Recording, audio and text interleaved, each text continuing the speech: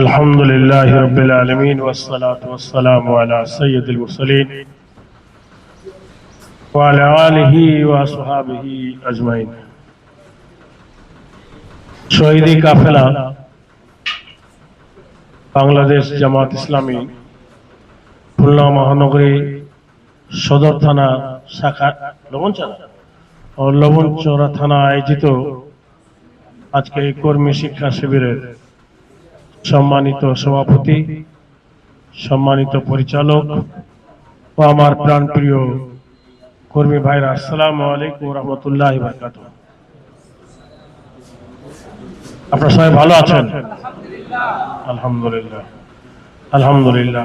আমি সময় মতো যে পৌঁছতে পেরেছি এটার জন্য আল্লাহর শুকরিয়া আদায় করছি। যেহেতু একটি শিক্ষা শিবিরের টাইম মেনটেন করাই হচ্ছে শিক্ষা শিবিরের প্রথম বৈশিষ্ট্য, তো একটু আশঙ্কা ছিলাম, তারপর আল্লাহর রহমতে টাইম মতো আসছে। সম্মানিত ভাইরা, সাবজেক্টের বাইরে আলোচনা করার কোনো সুযোগ নাই। আমার সাবজেক্ট হচ্ছে, বিষয় হচ্ছে আনুগত্য, পরামর্শ ও মুহাসাবা। একটা দেহের মধ্যে যেমন একটা হাড় আছে, দেহের মধ্যে লিভার আছে, দেহের মধ্যে একটা কিডনি আছে। এই তিনটা যদি সুস্থ থাকে তাহলে শরীর সুস্থ আছে। আর তিনটাতে মধ্যে যে কোনো একটা সমস্যার সৃষ্টি হলে কিন্তু ডাক্তারের শরণাপন্ন হয়। সংগঠন কিন্তু ঠিক দেহের মতোই।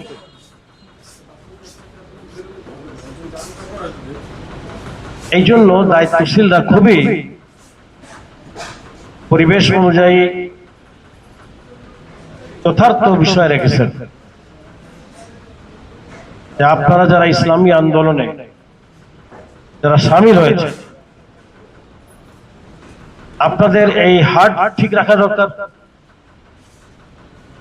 আপনাদের লিভার ঠিক রাখা দরকার, আপনাদের কিডনি ঠিক রাখা দরকার।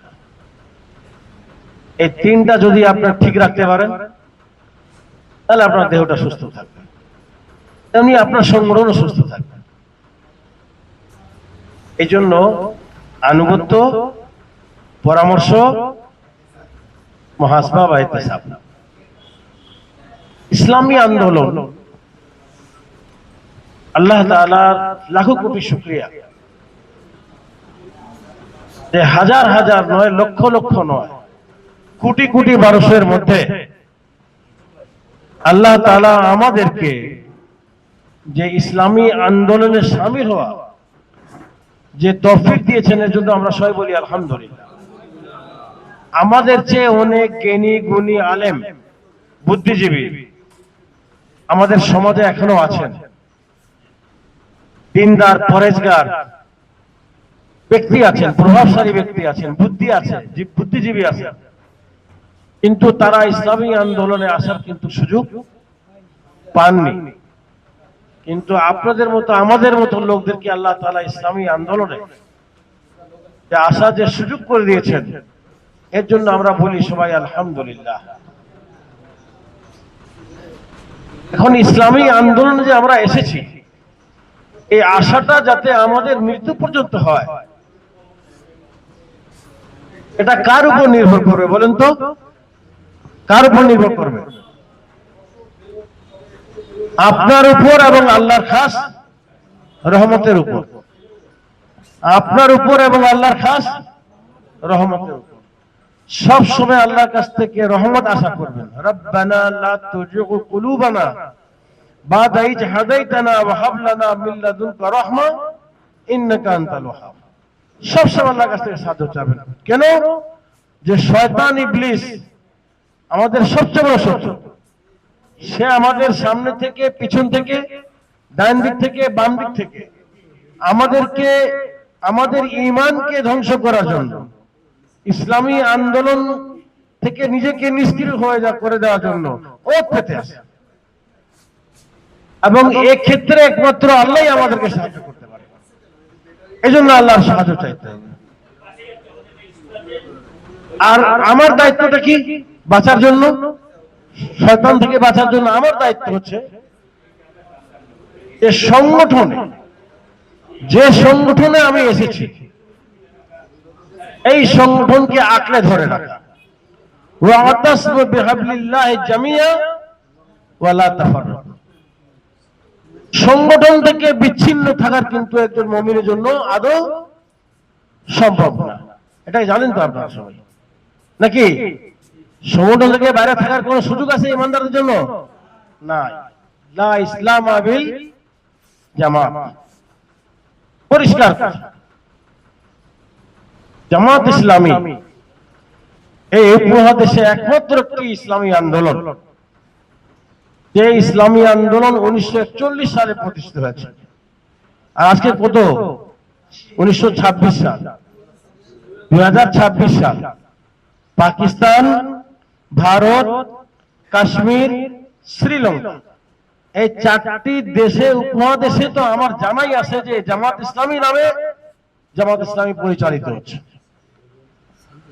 যে সংগঠন 1941 সালে প্রতিষ্ঠিত হয়েছে, মানুষের সংগঠন, সে সংগঠন এখনো তাদের যে উদ্দেশ্যে, যে লক্ষ্যে, যে কর্মসূচি, যে স্থায়ী কর্মসূচি নিয়ে প্রতিষ্ঠিত হয়েছিল, জামাত ইসলামী আজকেও সেই উদ্দেশ্য, লক্ষ্য, দাওয়াত এবং কর্মসূচি নিয়ে এখনো জামাত ইসলামী অবিচল আছে। এই জামাত ইসলামীর মধ্যে কিন্তু কোন গ্রুপিং হয়নি, কোন ভাঙন হয়নি। কেন? এটা তো মানুষের সংগঠন। জামাত ইসলামীর পরে অনেক সংগঠন হয়েছে, মুসলিম লীগ হয়েছে, হয়েছে না? মুসলিম লীগের আসলে কোন অস্তিত্ব আছে?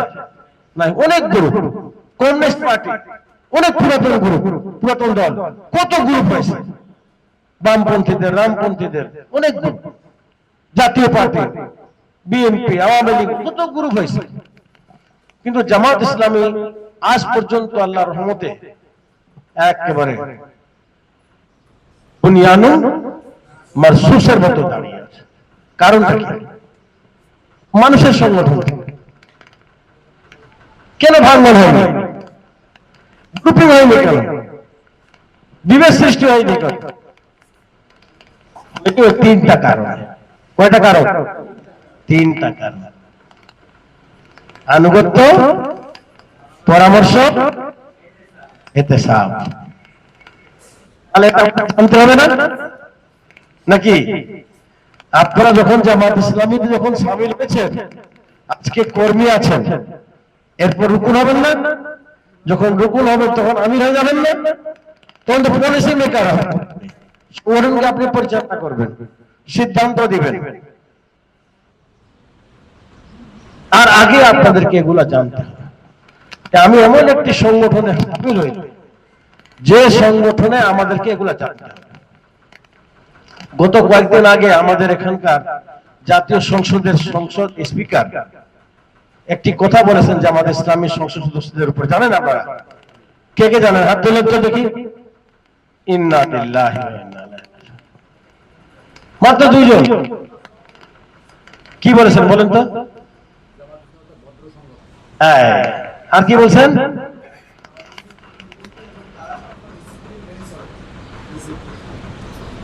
কিন্তু বিশাল ব্যাপার। আমাদের যারা প্রতিপক্ষ তারাও একথা স্বীকার করে যে জামাত ইসলামী একটি সুশৃঙ্খল দলের নাম, সুশৃঙ্খল দলের নাম। এটা কি এমনি এমনি? তো দীর্ঘদিনের সাধনা, দীর্ঘদিনের প্রশিক্ষণ, কর্মীদেরকে, দায়িত্বশীলদেরকে দিয়ে জামাত ইসলামী আজকে এই পর্যায়ে নিয়ে আসছে। এই জন্য আজকে এই প্রশিক্ষণে আপনাদের লবণচড়া থানা দায়িত্বশীল ভাইরা যে সাবজেক্ট রেখেছেন খুবই গুরুত্বপূর্ণ। আমাদের প্রিয় নবী মুহাম্মদ রাসূলুল্লাহ সাল্লাল্লাহু আলাইহি সাল্লাম ইসলামী আন্দোলন তিনি ছিলেন মহান নেতা, কি তাই না? তিনি ছিলেন আমাদের মহান নেতা।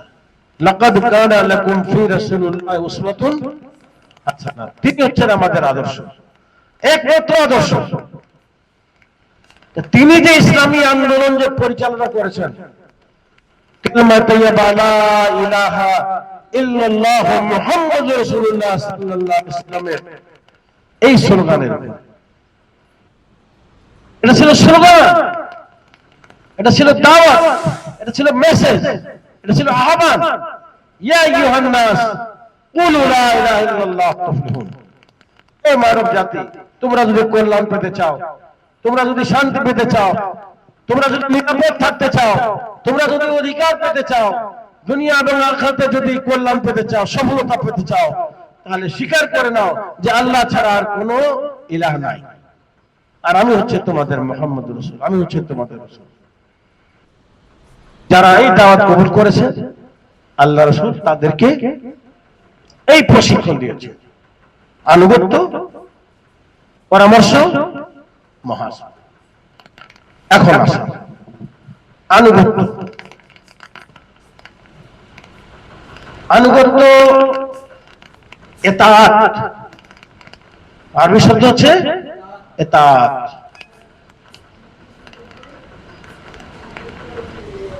কোরআনের পরিভাষা আল্লাহ তাআলা বলেছেন, ইয়া আইয়ুহাল্লাযিনা আমানু আতিউল্লাহ ওয়া আতিউর রাসূল ওয়া উলিল আমরি মিনকুম। তোমরা ইতাআত করো কার? আল্লাহ, আগে আল্লাহ, ওয়া আতিউর রাসূল, তারপর কার?